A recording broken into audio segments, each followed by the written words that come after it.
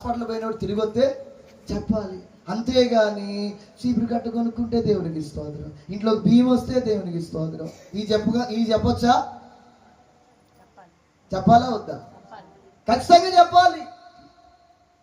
అలా నువ్వు చెప్పగలిగినప్పుడే నీ జీవితంలో ఆశీర్వాదం అనేది దేవుని లేఖనం చెప్తా ఉంది.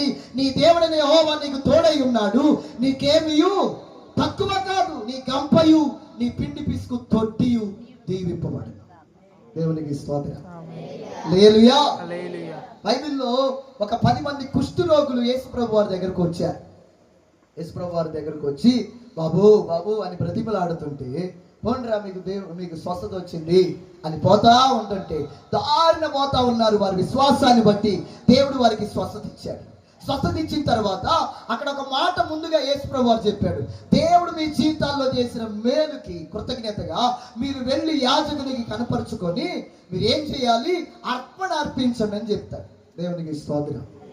అయితే వారిలో 10 మందికి దేవుడు స్వస్థత ఇస్తాడు, కానీ ఒక్కడు వెనుతిరిగి వచ్చి యేసు ప్రభుకి కృతజ్ఞత చెప్పినట్టుగా మనం చూస్తున్నాం. గట్టిగా ఒకసారి చప్పలు కొడదాం. హల్లెలూయా. చూడండి, లూకా సువార్తలో ఆ మాట మనం చూద్దాం. త్వరగా 2-3 మాటలు చదివేసి మనం ప్రార్థన చేసుకుందాం. లూకా సువార్త 17వ అధ్యాయము 13వ వచనం నుంచి చదువు.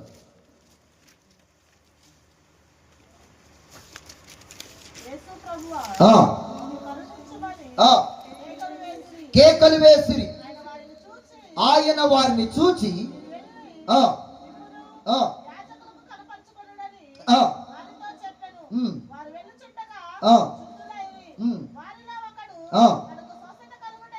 తనకు స్వస్థత కలుగుట చూచి గొప్ప శబ్దముతో దేవుణ్ణి మహిమపరచుచు తిరిగి వచ్చి ఆయనకు కృతజ్ఞతాస్తుతులు చెల్లించుచు ఆయన పాదముల యొద్ద సాగిలపడెను.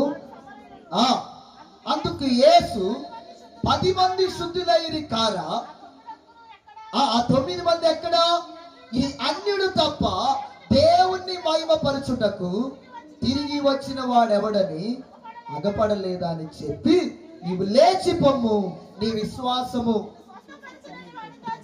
ఆమేన్. దీన్ని బట్టి మనం ఏం అర్థం చేసుకోవాలి? అన్యులకున్న కృతజ్ఞత ఈరోజు సంఘానికి వస్తూ ప్రార్థన చేస్తూ మందిరానికి వస్తూ దేవుని యొక్క అన్ని మేలు ఉపకారాలు పొందుకొని నిలబడి దేవుని సన్నిధిలో కృతజ్ఞతగా సాక్ష్యం చెప్పడానికి చాలా మంది